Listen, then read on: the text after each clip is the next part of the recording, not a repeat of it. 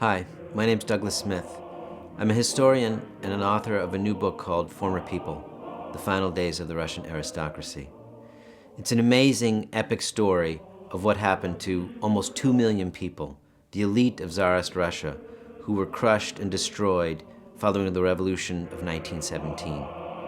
It describes what happened to this entire class of people who for centuries had enjoyed great wealth and great power and had helped to rule a vast empire under the Tsars, and suddenly overnight were declared former people, what the Russians called bывшие, class enemies. Amazingly, almost 100 years after the Russian Revolution, the story of the Russian aristocracy has never been told.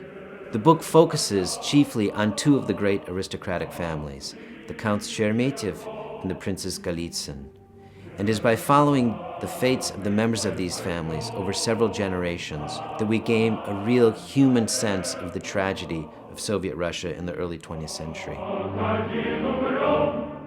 One of the truly incredible things about this story, and one of the things that I think anyone who reads the book will probably be most impressed with, is how despite all the tragedy, despite the loss and the suffering, is the strength of these people.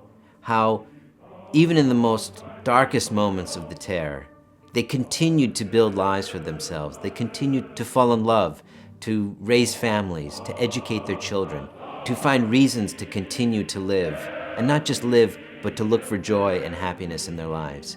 And this is, I think, ultimately the thing that I want every reader to take away from this book, is not just the story of loss and destruction, but in fact, this incredible will to live and the power of the human spirit to carry on despite such horrific experiences.